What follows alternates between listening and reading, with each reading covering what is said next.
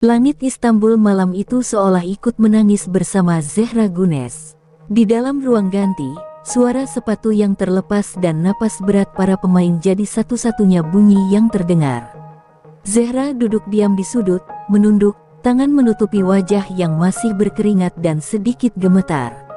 Bukan karena lelah fisik, tapi karena rasa sakit di dalam dada yang jauh lebih berat.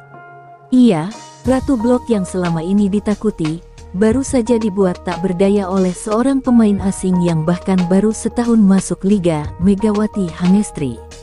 Suaranya masih terngiang di telinga. Spike, dan bola itu melesat cepat, menghantam lantai di antara tangannya yang telat mengangkat. Dan itu bukan satu kali, berkali-kali. Mega memporak-porandakan pertahanan mereka dengan kepercayaan diri yang menusuk. Kamera menangkap ekspresi Zehra yang frustrasi setiap kali gagal memblok serangan lawan. Dunia menyaksikan kejatuhannya secara langsung, tanpa filter, tanpa ampun. Usai pertandingan, dia menghindari media. Tidak menyapa fans, tidak menjawab pertanyaan. Ia hanya berjalan cepat ke lorong stadion, membiarkan sorakan kemenangan tim lawan menggema seperti gema luka yang tak bisa dihindari. Saat salah satu rekan setim mencoba menghiburnya dengan berkata, "Masih ada leg kedua," Zehra hanya menjawab pelan, "Tapi harga diriku sudah kalah hari ini." Di rumah, ia duduk di depan layar laptop, memutar ulang tayangan pertandingan itu, khusus bagian di mana Mega melompat dan menghantam bola ke arahnya. Berkali-kali, seperti menyiksa diri sendiri. Namun bagi Zehra, ini bukan masokisme, ini bentuk pengingat bahwa ia telah gagal. Setiap detik replay itu adalah cambuk untuk ego dan status yang selama ini ia jaga mati-matian. Zehra bukan sekadar pemain biasa. Ia adalah simbol, ikon, wajah dari kekuatan voli wanita Turki. Kegagalannya bukan hanya soal statistik, tapi tentang kehormatan. Ia merasa telah mengecewakan pelatih, rekan tim, bahkan negaranya sendiri. Tapi di balik semua itu, satu nama terus berdengung di benaknya, Mega. Pemain asing dari negeri jauh yang kini menjadi duri dalam jantungnya. Malam itu, Zehra tak bisa tidur. Ia hanya berbaring menatap langit-langit, membayangkan momen-momen pertandingan itu seperti potongan mimpi buruk yang berulang-ulang datang. Tangannya terkepal, rahangnya mengeras. Rasa malu bercampur amarah mulai berubah bentuk menjadi satu tekad yang belum pernah ia rasakan sebelumnya. Di dalam hatinya, sebuah sumpah perlahan lahir. Aku akan bangkit, dan aku akan membuatnya tahu bahwa ratu sejati belum tumbang. Dari reruntuhan kekalahan, bara balas dendam mulai menyala pelan-pelan. Istanbul menjadi saksi lahirnya semangat baru yang takkan mengenal belas kasihan. Keesokan harinya, matahari Istanbul bersinar seperti biasa, tapi dunia dalam kepala Zehra terasa kelam. Di pusat latihan Fenerbahce, ia muncul dengan senyum tipis yang dipaksakan. Kamera media dan fans yang menunggu di luar pagar berteriak menyambutnya, memanggil namanya dengan semangat. Ia melambai pelan, membalas sapaan dengan anggukan singkat. Tapi di balik senyum itu, dadanya masih dipenuhi bara. Ia sudah memutuskan, tidak ada lagi ruang untuk tawa kosong, tidak ada lagi waktu untuk bersantai.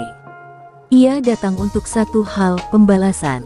Latihan pagi itu berjalan seperti biasa untuk pemain lain, tapi tidak bagi Zehra. Setiap smash dari rekan setim, ia blok dengan agresi berlebihan. Bahkan beberapa bola mental ke arah pelatih, membuat suasana lapangan tegang. Pelatih kepala sempat menghentikan latihan, menatapnya tajam.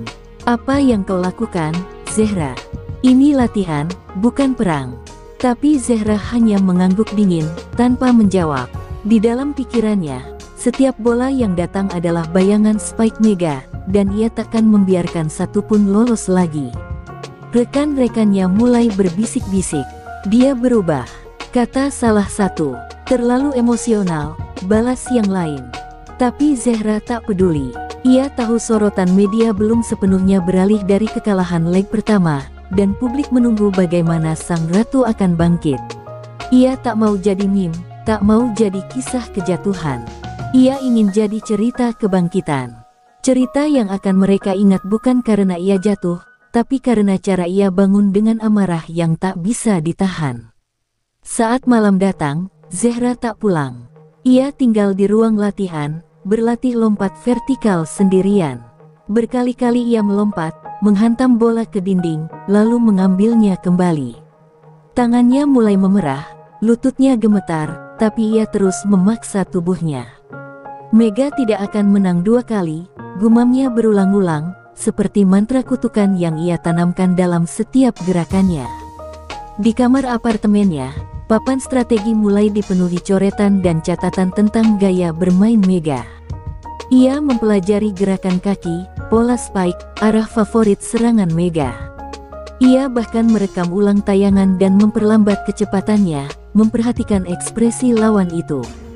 "Kau bukan manusia super. Aku hanya perlu tahu celahmu," katanya sambil mengerutkan dahi. Balas dendam ini bukan soal emosi lagi, ini sudah menjadi misi ilmiah yang nyaris obsesif. Tapi di tengah segala usahanya, ada sisi rapuh yang mulai retak.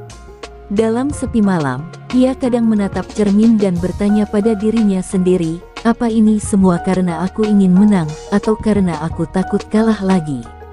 Pertanyaan itu menghantui, seperti bayangan yang mengikuti langkahnya di setiap sudut. Zehra tak pernah segenting ini. Ia berada di antara 2 tebing, kejayaan atau kehancuran total.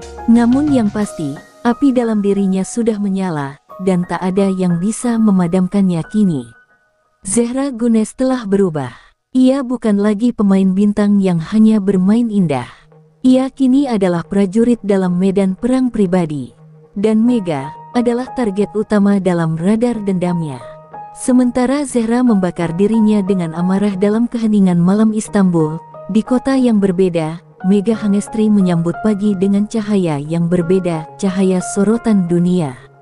Setelah penampilannya yang luar biasa di leg pertama, ia menjadi sensasi baru di Eropa.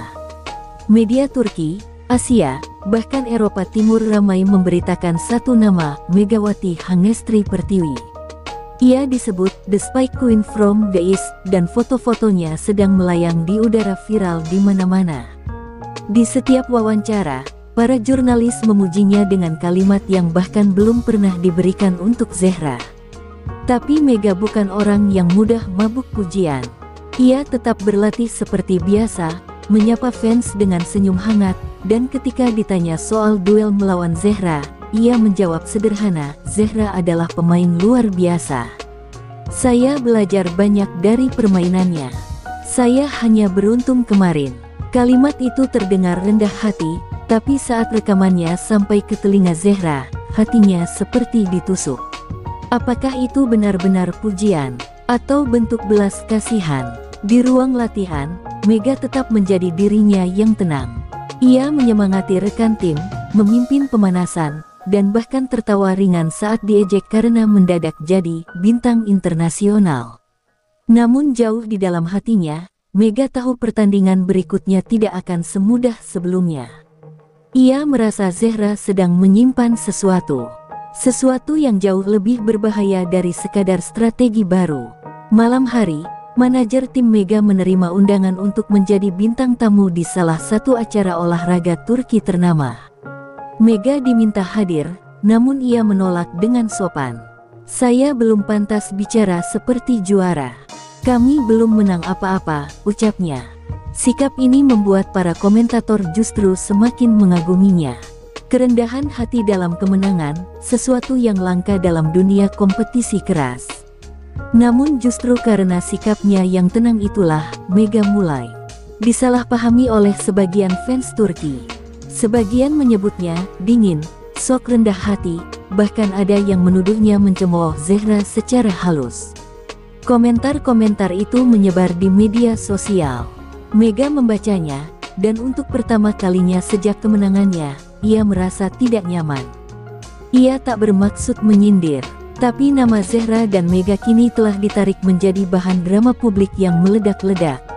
Suatu malam, Mega berdiri di balkon hotelnya, menatap langit. Ia memutar ulang tayangan pertandingan, bukan untuk menyombongkan diri, tapi untuk mencari tahu apa sebenarnya yang ia lakukan hingga membuat pemain sekelas Zehra terlihat runtuh. Ia melihat satu blok yang gagal, ekspresi kecewa Zehra, lalu memperhatikan sorot matanya. Di sana, Mega melihat sesuatu yang menakutkan, bukan kekalahan, tapi rasa ingin membalas dengan harga berapapun. Mega tahu, leg kedua bukan hanya pertandingan. Itu akan menjadi medan pertempuran yang sebenarnya. Ia bisa merasakannya, ketegangan tak terlihat yang mendekat seperti badai. Dan di pusat badai itu, ada dua nama, satu yang sedang terbang tinggi, dan satu yang siap menarik segalanya kembali ke tanah. Malam demi malam berlalu, dan bagi Zehra Gunes, waktu bukan lagi sekadar detik yang berjalan, ia adalah detak pengingat bahwa leg kedua makin dekat, dan harga diri belum ditebus. Ia menolak ajakan teman, menolak istirahat tambahan dari pelatih, dan bahkan menolak undangan wawancara dari media besar. Ia hanya tinggal dalam dunianya sendiri, dunia yang dipenuhi bayangan Mega. Ia tidur dengan earphone terpasang, mendengarkan suara komentator saat Mega melakukan spike di pertandingan sebelumnya. Ia bangun, langsung ke gym. Zehra telah berubah dari atlet menjadi mesin. Papan strategi di kamar apartemennya kini penuh dengan gambar, analisis, dan garis panah merah. Ia menuliskan tiap kecenderungan Mega, lebih sering spike silang saat posisi 4, mengelabui blokir dengan mata, bukan bahu. Tak cukup hanya itu, ia bahkan memanggil pelatih pribadi khusus yang pernah bekerja dengan pemain-pemain elit di Italia, meminta latihan refleks dan loncatan ekstrim. "Aku tak mau kuat," ucapnya di awal sesi, "aku mau tidak tertembus." Namun perubahan ini mulai mengkhawatirkan orang-orang di sekitarnya. Pelatih kepala melihat Zehra seperti kehilangan keseimbangan. Salah satu rekan timnya, Nas, mencoba berbicara dari hati ke hati, "Zehra, kita semua ingin menang. Tapi kamu terlihat seperti sedang berperang, bukan bertanding." Zehra menatapnya lama, lalu menjawab pelan tapi menusuk, "Karena bagi kalian ini hanya pertandingan. Tapi bagiku ini soal kehormatan. Aku kalah di depan ribuan orang, dan dunia melihatku diam." Sementara Mega diberitakan hangat sebagai fenomena baru voli dunia, Zehra seperti dilupakan media. Ia tidak mendapat sorotan, tidak masuk daftar nominasi MVP paruh musim, dan bahkan para pengamat mulai menyebutkan bahwa dominasinya di net mulai memudar. Tapi justru dari kesunyian itulah, Zehra membentuk ambisinya. Ia tak mau menang karena sorotan. Ia mau menang agar bisa menatap mata Mega dan berkata, "Sekarang giliranmu jatuh." Dalam satu sesi latihan tertutup, Zehra terlihat menghantam bola berkali-kali hingga tangannya berdarah. Pelatih memintanya berhenti, tapi ia menolak. "Rasa sakit ini tak sebanding dengan rasa dihina di lapangan," katanya lirih. Bola yang ia hancurkan seolah adalah lambang dari semua ejekan, semua artikel yang memuja Mega, semua komentar media sosial yang menyebutnya telah lewat masa emas. Namun di balik intensitas itu, ada sisi batin Zehra yang mulai retak. Ia mulai bermimpi buruk, melihat Mega tersenyum sambil berdiri di atas podium, sementara ia sendiri terpuruk di lantai. Ia bangun dengan keringat dingin, dada sesak. Tapi ia segera bangkit, menatap cermin, dan menghapus air mata. Tak boleh lemah, tak ada ruang untuk kalah dua kali. Dalam diam dan luka, Zehra menempa dirinya menjadi versi yang tak pernah dikenal siapapun. Bukan hanya pemain profesional, tapi seorang prajurit yang siap menebus semua kegagalan dengan satu pertandingan. Leg kedua bukan lagi soal piala. Itu adalah arena pembuktian. Arena di mana harga diri akan ditentukan oleh satu blok, satu spike, satu kemenangan. Suasana ruang latihan Fenerbahce semakin tegang. Jika sebelumnya tempat itu dipenuhi semangat dan canda antar pemain, kini berubah menjadi arena ketegangan tak terlihat. Semua pemain tahu bahwa ada satu badai yang bergerak di tengah mereka, Zehra Gunes. Ia menjadi sosok yang nyaris tak tersentuh. Tak lagi tertawa, tak lagi bersahabat, hanya tatapan tajam dan blok-blok keras yang seperti mengancam siapapun yang mencoba menghalangi jalannya. Bahkan saat pemanasan, bola-bola yang ia arahkan seperti peluru. Semua merasakannya, tapi tak ada yang cukup berani mengucapkan. Sampai akhirnya, ledakan tak bisa dihindari. Dalam satu sesi simulasi pertandingan, Zehra kembali memblok bola dengan keras hingga membuat salah satu rekan tim, Elif, jatuh tersungkur dan menangis karena siku terkilir. Latihan langsung dihentikan. Pelatih kepala, Coach Metin, menghampiri Zehra dengan wajah memerah.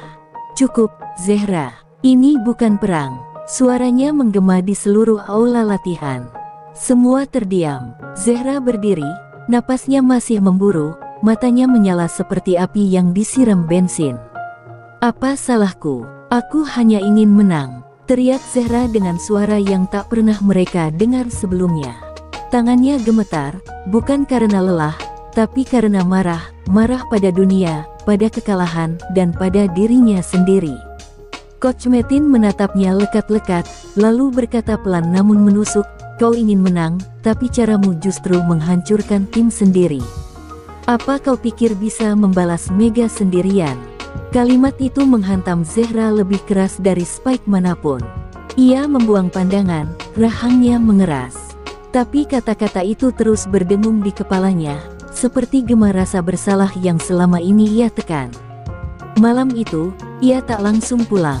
Ia hanya duduk sendiri di ruang ganti yang kosong, mendengar suara hujan deras menamparkan atap stadion.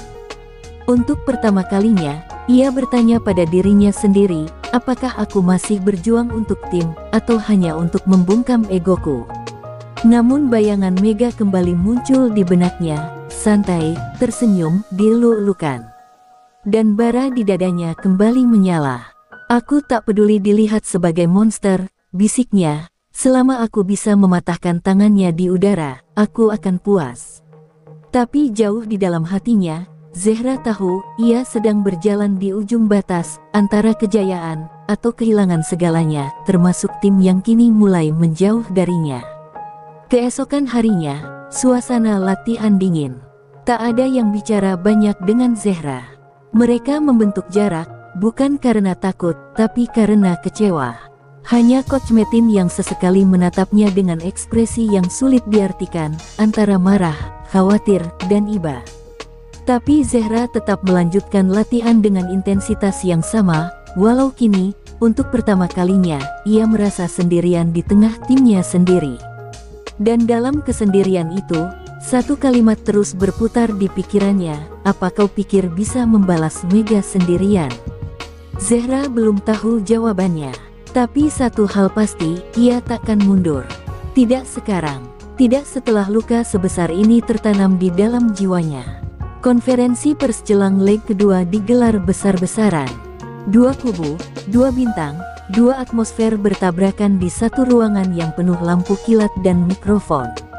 Zehra Gunes dan Megawati Hangestri duduk berdampingan di meja utama, dua nama yang kini mewakili dua kutub emosi, dendam dan kedamaian. Wartawan berebut mengajukan pertanyaan, tapi suasana semakin intens ketika salah. Satu reporter Turki bertanya dengan nada tajam, "Zehra, apakah Anda sudah siap menebus kehancuran di leg pertama?" Seisi ruangan menegang. Zehra hanya tersenyum tipis, tanpa menjawab. Mega meliriknya, tatapan yang lembut namun penuh makna. Sesi tanya jawab berakhir. Kamera dimatikan, lampu diredupkan. Para pemain mulai beranjak pergi. Tapi Mega tetap di tempat duduknya, dan untuk pertama kalinya, ia menyentuh lengan Zehra dengan pelan. "Boleh bicara sebentar?" bisiknya. Zehra mengangguk, walau ragu. Mereka berdua berjalan keluar ruang konferensi, menyusuri koridor stadion yang sunyi, sampai akhirnya berhenti di sebuah lorong dengan cahaya redup. Hanya mereka berdua, tanpa kamera, tanpa sorakan, tanpa pelatih. Mega membuka pembicaraan dengan pelan, tapi jujur. "Aku tahu kau marah, dan kau berhak. Tapi, aku tidak datang ke sini untuk membuatmu jatuh, Zehra." Zehra menatapnya tajam, mencoba menahan luapan emosi yang masih bergelora dalam dada. "Kau tidak sengaja membuatku kalah, Mega. Kau sengaja membuatku hancur." Ucapannya lebih seperti luka yang ditorehkan, bukan tuduhan. Tapi Mega tidak membela diri, tidak membantah. Ia justru menunduk dan menghela napas panjang. Aku tumbuh mengidolakanmu, ujar Mega perlahan. Ketika aku remaja, aku menonton video-video blogmu dan berkata pada diri sendiri, suatu hari aku akan sekuat dia. Tapi ketika aku akhirnya melompat dan bola itu melewati tanganmu, aku justru merasa kehilangan sesuatu. Aku tidak ingin menang karena menghancurkan panutanku. Zehra terdiam. Kata-kata itu masuk begitu dalam, bukan sebagai pujian, tapi sebagai cermin yang memantulkan sisi dirinya yang mulai hilang. Air mata menetes di sudut mata Zehra, tapi ia buru-buru menghapusnya. Ia tak ingin terlihat rapuh di hadapan lawan. Tapi Mega tersenyum lembut dan berkata, Zehra, ini bukan tentang siapa yang lebih kuat, tapi siapa yang bisa membuat permainan ini berarti. Kalimat itu menghantam lebih keras dari blok manapun. Dan untuk sesaat, bara dalam dada Zehra meredup. Tidak padam, tapi menyisakan ruang bagi sebuah kesadaran, ia sedang berperang bukan dengan Mega, tapi dengan bayangannya sendiri. Mega mengulurkan tangan, bukan untuk berjabat, tapi untuk menepuk bahu Zehra dengan hangat. Besok kita bertarung. Tapi hari ini, aku hanya ingin kau tahu, bahwa aku ada di sini karena jejakmu. Zehra tak membalas dengan kata. Ia hanya mengangguk pelan. Dan dalam keheningan itu, dua perempuan kuat berdiri berdampingan, bukan sebagai musuh, tapi sebagai dua jiwa yang sedang sama-sama mencari makna dalam gemuruh dunia olahraga yang kejam dan penuh ekspektasi. Ketika mereka berpisah dan kembali ke kamar masing-masing, Zehra duduk di tepi ranjang, memandangi perban di tangannya. Ia sadar, rasa sakit di fisiknya tak sebanding dengan luka yang perlahan mulai sembuh di dalam hatinya. Tapi satu hal yang belum berubah, esok, ia tetap akan bertarung. Namun kini, bukan untuk balas dendam, melainkan untuk membuktikan bahwa ia masih pantas berdiri sejajar, bukan di bawah, bukan di atas, tapi bersama. Langit Istanbul malam itu tak sekadar gelap, ia berat, seperti menahan ribuan perasaan yang menggantung di udara. Stadion Sukru Saraçoğlu, yang biasanya bergema oleh sorak gembira, kini dipenuhi detak jantung yang memburu. Penonton memadati tribun dengan wajah-wajah tegang, poster-poster bergambar Mega dan Zehra bergoyang diterpa angin malam. Ini bukan lagi sekadar pertandingan leg kedua. Ini telah berubah menjadi panggung akhir dari kisah yang sudah terlalu dalam, terlalu personal. Semua tahu, malam ini bukan soal piala. Malam ini soal siapa yang akan dikenang. Zehra berdiri di lorong pemain, menatap ke arah pintu masuk lapangan. Di sekelilingnya, rekan-rekan tim melakukan pemanasan. Tapi ia diam, mendengarkan suara gemuruh penonton dari kejauhan, membiarkannya menelan dirinya sebentar. Dalam hati, ia mengulang kalimat Mega malam itu, aku ada di sini karena jejakmu. Tapi malam ini, ia tak ingin sekadar jadi jejak. Ia ingin jadi pijakan kemenangan. Mega, di sisi lain lapangan, tampak tenang seperti biasa. Tapi dari sorot matanya, tersirat sebuah kewaspadaan yang berbeda. Ia tahu Zehra yang akan ia hadapi malam ini bukan Zehra yang kemarin. Ini adalah Zehra yang telah melewati badai batin, yang telah mengoyak sisi emosionalnya sendiri hanya untuk berdiri lagi lebih tinggi. Dan justru karena itulah, Mega merasa ini akan menjadi pertandingan paling sulit dalam hidupnya. Peluit pertama ditiup, pertandingan dimulai. Set pertama berlangsung sengit, tapi belum klimaks. Bola-bola keras, rally panjang, dan sorak-sorai penonton menciptakan atmosfer yang nyaris membakar langit-langit stadion. Di setiap gerakan Zehra, terlihat satu hal, kendali. Ia tak lagi mengamuk, ia menghitung, mengatur, dan mengeksekusi blok-bloknya dengan presisi yang mematikan. Sementara Mega mulai merasakan tembok yang tak lagi memberi celah. Set kedua adalah medan sebenarnya. Mega mencoba menyusup lewat sisi kanan. Zehra ada di sana. Ia pindah ke tengah, Zehra melompat lagi. 3 kali spike, 3 kali gagal. Penonton meledak, Mega menarik napas panjang. Untuk pertama kalinya sejak datang ke liga ini, ia merasa didorong mundur. Tapi senyumnya tidak hilang. Ia tahu, ini bukan aib. Ini adalah bukti bahwa ia sedang berhadapan dengan seseorang yang telah mengubah amarah menjadi keanggunan pertahanan. Di akhir set kedua, Fenerbahce memimpin. Zehra tidak merayakan dengan gaya mencolok. Ia hanya mengepalkan tangan, menatap Mega di seberang net, bukan dengan kebencian, tapi dengan rasa hormat yang begitu dalam. Mega membalas dengan anggukan kecil. Tak satu kata pun keluar, tapi seluruh stadion bisa merasakan bahwa dua kekuatan sedang saling memberi makna di luar skor. Saat lampu stadion meredup sebentar untuk pergantian set, kamera menyorot wajah Zehra yang kini terlihat tenang, bukan karena ia merasa akan menang, tapi karena ia tahu ia telah kembali. Tak lagi dikendalikan dendam, tak lagi dipenjara oleh rasa kalah. Ia berdiri sebagai dirinya sendiri, Zehra Gunes, bukan bayangan masa lalu, bukan ratu yang terluka, tapi seorang pejuang yang telah melewati badai dan kini siap menutupnya dengan harga diri yang utuh. Set ketiga dimulai dengan ketegangan yang menggigit. Stadion nyaris sunyi saat bola pertama dilambungkan ke udara, seolah semua napas tertahan dalam satu ruang waktu yang membeku. Kamera menyorot wajah Zehra dan Mega, dua sosok di sisi berlawanan net yang kini tak hanya bermain untuk tim, tapi untuk sesuatu yang lebih besar, harga diri, kehormatan, dan sejarah. Di udara, tidak ada belas kasihan. Hanya refleks, insting, dan keyakinan. Pukulan pertama dari Mega begitu keras, menghantam tepat di antara dua bloker, namun kali ini, Zehra melompat seperti panter, tangannya menutup rapat jalur bola. Blok itu bukan hanya mencetak poin, tapi memecah keheningan stadion. Penonton bergemuruh. Zehra tidak berteriak, ia hanya menatap Mega, dan Mega, dengan kepala tegak, mengangguk. Tidak ada dendam, hanya penghormatan yang lahir dari luka yang saling menyentuh. Rally-rally panjang mulai mengisi pertandingan. Bola bergerak ke kanan, kiri, tengah. Setiap spike Mega terasa seperti petir, tapi setiap blok Zehra seolah petir yang dibendung langit. Beberapa kali Mega berhasil menembus, dan Zehra menunduk, menggertakkan gigi. Tapi di kesempatan berikutnya, Zehra memukul bola balik dari net dengan kekuatan mentah yang membuat Mega terpaksa jatuh berguling. Tak ada yang ingin kalah, bukan malam ini. Keringat membasahi wajah keduanya, namun mata mereka tak pernah kehilangan fokus. Di tengah dentuman drum supporter dan teriakan pelatih dari pinggir lapangan, keduanya saling mengukur langkah, waktu, dan irama.